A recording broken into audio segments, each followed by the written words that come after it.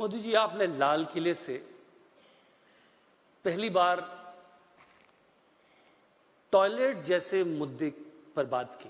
किसी प्रधानमंत्री ने पहली बार ऐसे अहम मुद्दे को, पर जो छोटे लगने वाला, छोटा दिखने वाला मुद्दा हो पर बहुत अहम हो, उसे प्राथमिकता दी। ये हमने देखा। ये जो प्राथमिकताएं बदली हैं या प्राथमिकताएं जो आप डिसाइड करते हैं, ये किस तरह डिसाइड करते हैं और ये इश्यूज कैसे ऊपर आए? देखिए, मैं ये तो नहीं कहूंगा कि आजादी के 70 साल में किसी सरकार का इन विषयों पर ध्यान ही नहीं था। ये कहना तो उनके साथ अन्याय होगा। तो मैं उस प्रकार से बात करता नहीं हूं। और मैंने तो लाल किले से ये भी कहा था कि आज हिंदुस्तान जहां है वहां देश आजाद होने से लेकर के सभी सरकारों का, सभी प्रधानमंत्रियों का, सभी राज्य सरकारों का, सभी मुख्यमंत्रियों का, हर जनप्रतिनिधि का कोई न कोई योगदान है। ये मैंने लाल किले पर से कहा था और मैं इसको मानता हूं। लेकिन क्या कारण है कि इतनी योजनाएं हैं, इतना धन खर्च रहा है, सामान्य मानवीय की जिंदगी में बदलाव क्यों नहीं आता है? महात्मा गांधी ने हम लोगों को एक सिद्धांत दिया था और मैं समझता हूं किसी भी डेवलपिंग कंट्रीज के लिए इससे बढ़िया कोई सिद्धांत नहीं हो सकता है।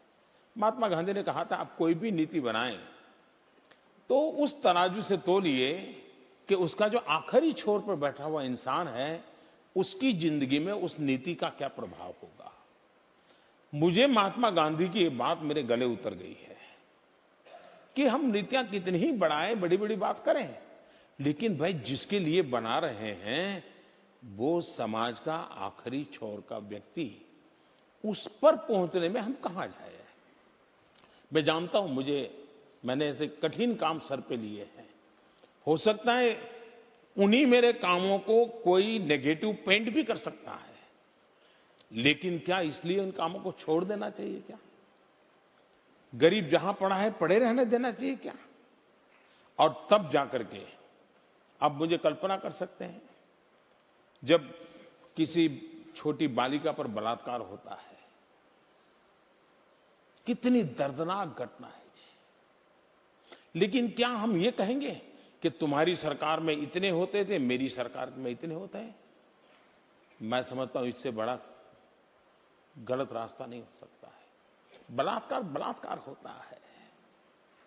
एक बेटी के साथ ये अत्याचार कैसे सहन कर सकते हैं? और इसलिए मैंने लाल किले पर से एक नए तरीके से इस विषय को प्रस्तुत किया था।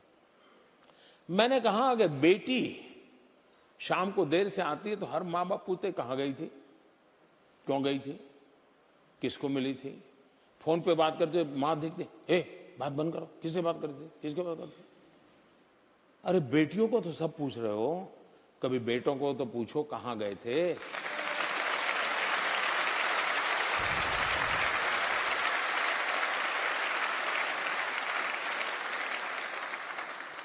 ये बात मैंने लाल किले से कही थी और मैं मानता हूं ये बुराई समाज की है, व्यक्ति की है, विकृति है, सब होने के बावजूद भी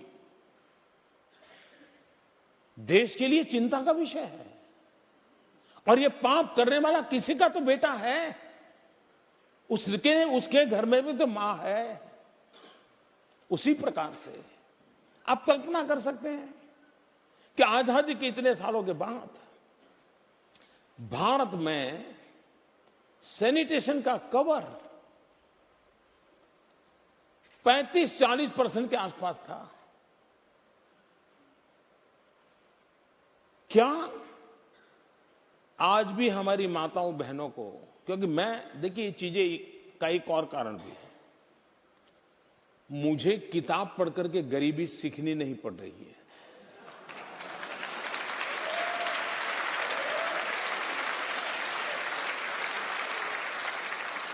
मुझे टीवी के पर्दे पर गरीबी का एहसास करना नहीं है। मैं उस जिंदगी को जी करके आया। गरीबी क्या होती है, पिछड़ापन क्या होता है, गरीबी की जिंदगी से कैसी जद्दोजहद होती है, मैं देख के आया हूं। और इसलिए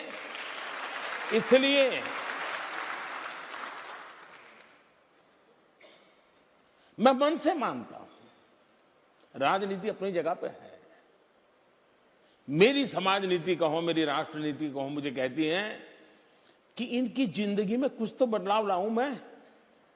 और तब जाकर के मैंने लाल किले से कहा कि हम 18,000 गांव जहां अभी तक बिजली नहीं पहुंची है, इसका मतलब बाकी गांवों में पहुंची है, जिन्होंने पहुंचाई उनको 100-100 सलाम, लेकिन 70 साल के बाद 18,000 न पहुंचना, ये भी तो जिम्मेवारी हम लोगों को लेनी चाहिए।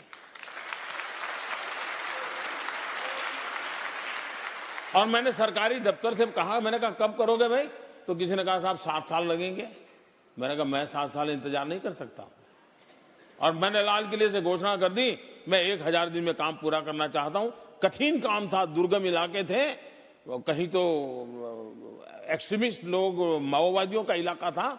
18,000 गांवों में बिजली पहुंचाने का काम करीब करीब पूरा हुआ। अब शायद 150-250 गांव बाकी हैं, काम चल रहा है। मोदी जी, आप कल्पना कर सकते हैं कि गरीब मां शौचालय जाने के लिए सूर्योदय से पहले जंगल जाने के लिए सोचती हैं, और दिन में कभी जाना पड़े, शारीरिक पीड़ा सहती हैं, लेकिन सूरज ढलने तक का इंतजार करती हैं। वो शौचालय के लिए नहीं जाती हैं। उस मां को कितनी पीड़ा होती होगी, कितना दर्द होगा, उसके शरीर पर कैसा जुल्म होता होगा।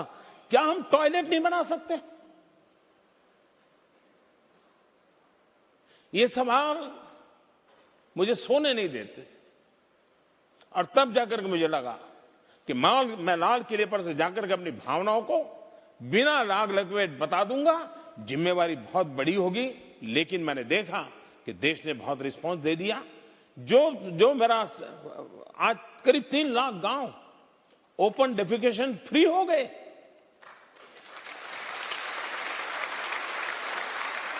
और काम तेजी से चल रहा है।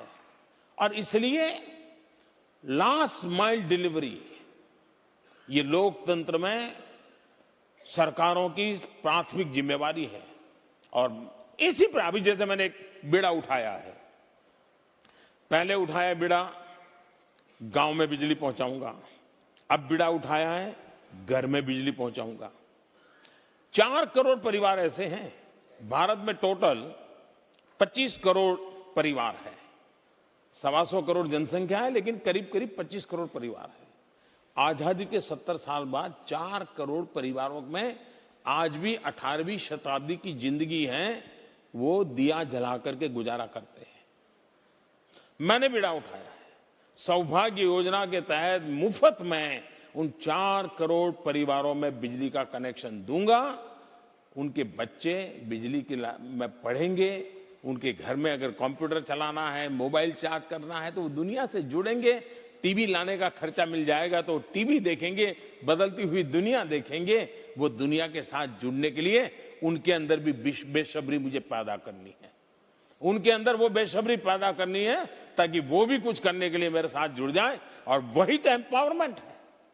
मैं गरीबों का एम्पावरमेंट करके गरीबी से लड़ाई लड़ने के लिए मेरे साथियों की एक नई फौज तैयार करना चाहता हूं, जो फौज गरीबों से निकली होगी और गरीबी के खिलाफ लड़ाई लड़ेगी। और तब जाकर के गरीबी मिटेगी।